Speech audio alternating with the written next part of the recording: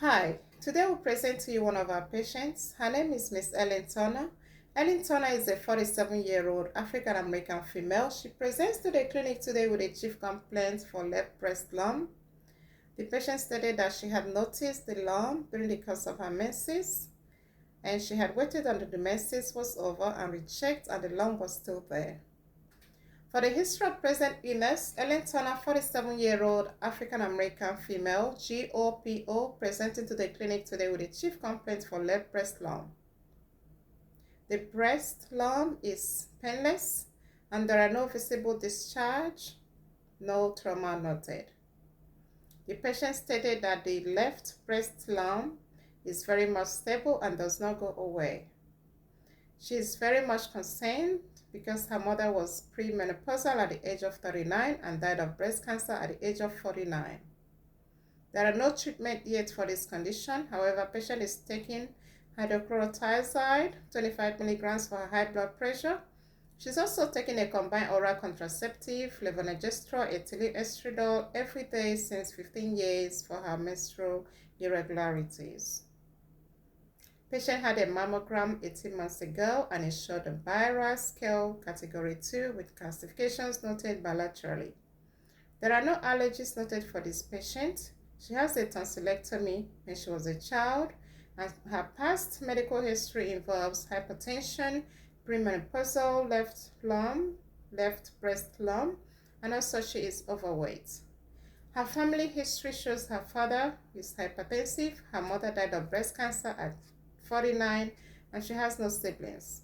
Social history, patient is an elementary school principal with a PhD, and she has no children. She is GOPO. She is not sexually active, not in a relationship, and she lives in a safe neighborhood. She denies any form of drug use or alcohol use. She's a non-smoker. And we go ahead and look at the review of her systems. We see that all her systems are normal, within normal limits. However, her breast shows a left breast lump. And also we see that for this patient, she had a last pap smear in 2020, which was normal. And she is not sexually active, and she does her self-breast exam every month. So neurologically, she's very much alert and oriented.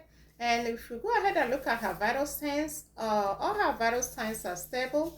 And though she has a BMI of 26.9, her temperature 98.3, her blood pressure is 129, 128 over 74, her pulse is 78, and she's very much alert and oriented on physical examination. And we see that for the breast, there are no visible lesions and no scale breakdown noted.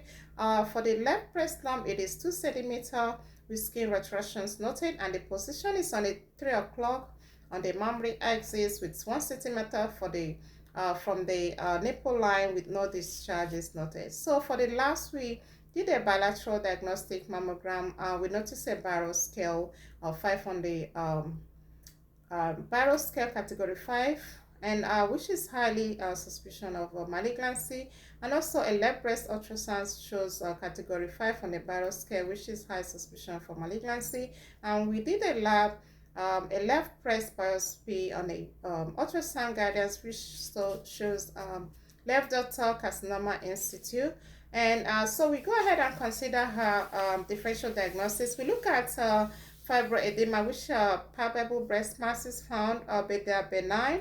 So we rule out because these are not neoplastic cells.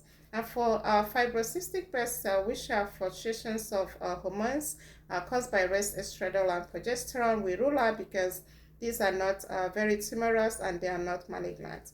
And for neoplastic breast cells, though they might be malignant, but they are very much progressive to other parts of the breast, but we are going to rule this out because the ductal carcinoma in situ is not very progressive at this point. So our main diagnosis is left breast ductal carcinoma in situ and also hypertension. So for the left breast ductal carcinoma in situ, they are neoplastic cells caused by proliferation of epithelial cells on the mammary gland. However, they are not very invasive breast cancer and they are stage 0. and they are not progressive at this point. So we look at the early treatment, and we are going to discontinue her with the combined oral contraceptive, levonorgestrel, estridiol, but we're going to continue her with the hydrochlorothiazide, 25 milligrams. We are going to refer her to an oncologist and also a breast surgeon. We are going to refer her to a radiologist for further treatments and also for genetic counseling. And we are going to encourage her to be compliant with her medications. And we are also going to provide some weight loss management and encourage her to modify her lifestyle with a good diet and physical activity. And we are going to have her return in 3 months for further evaluation. Thank you.